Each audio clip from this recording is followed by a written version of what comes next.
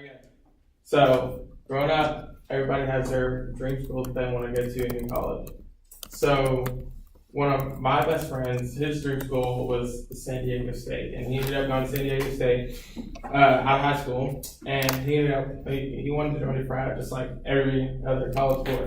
So, so he ended up going, and rush season started, which is like maybe like a month or two into the school year in the fall. So as a part of their introduction was like a hazing thing. So that him and 15 other pledgees were locked into a room, and they weren't let out until all of the alcohol was finished. So he's telling me how one of his pledge brothers that they had finished alcohol and they were let out of the room. They weren't let out of the room until one of the brothers that was already in the frat checked to make sure everything was done.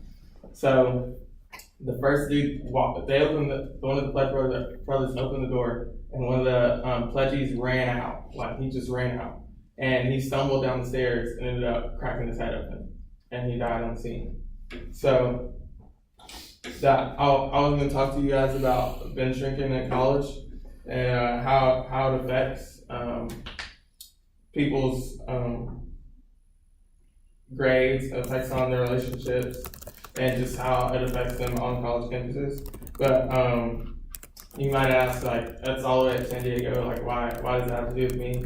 But this is a community college, so some of us might end up going to a 4-year and might have to experience some of that. But if nobody decides to go to a 4-year and they decide to keep their AA year, then your kids might go to a 4-year and you might have to deal with that. So I also have experience going to a university that's ranked top 10 and drinking among their students at the University of Georgia. So I also know a little bit about drinking among underage students in schools. So, what is binge drinking? Binge drinking is just the consumption of a blood alcohol level of 0.0 grams percent, and that's about 4 drinks for women and 5 drinks for men in a 2-hour time span. And so, like, the question is like, why do people do it? Just because it could be a stress reliever. They're angry. They feel guilty, or they're just fearful. Also, another interesting fact that I found is men are twice as likely to fall victim to binge drinking, which I found very interesting. And then also, it's found that college students drink less than adults. Just we drink at such a high rate when we do decide to drink. So that's what makes it so dangerous.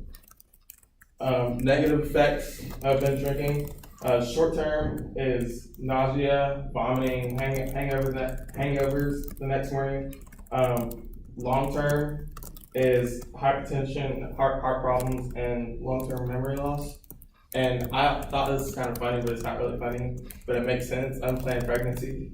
I thought that was kind of funny. Why is it so popular on college campuses? Just like I said earlier, a lot of college students are stressed. So, I mean, that was one of the main factors of why people decide to binge drink. So they also feel like you have to be blackout drunk to have fun. Peer pressure, like your friends or your frat brothers or other people that you hang out with. Come on, man, everybody's drinking. Why don't you do it? Or people's desire to just be cool and fit in with other people. So binge drinking effects on students' achievement. So I did drinkers first. Studies show that binge drinking affects college students' choices of majors. Like drinkers are like people who drink at a higher rate are usually inclined to choose a major such as business over engineering. Not against any business majors, but engineering is going to be a little bit tougher than business majoring. So drinkers were more inclined to choose those type of majors over the majors that you would have to apply yourself a little bit more to. Also, another interesting fact that I have found that students that binge drink have reported GPAs that are at least 0.6 points away from what they really could have if they didn't report binge drinking at least 3 times a week.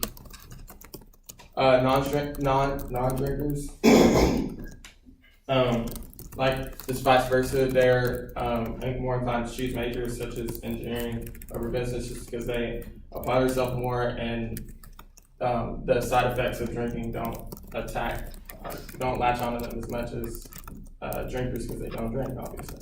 So yeah, they're higher achieving, right? Because they don't. So effects on relationships.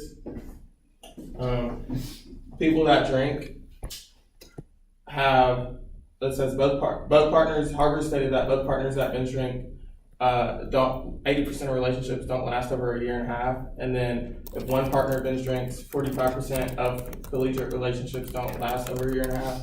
And if neither drink, only 20% don't last over a year and a half. So Harvard stated that basically that if binge drinking is part of your relationship, then it has a lower chance of lasting longer than it could happen.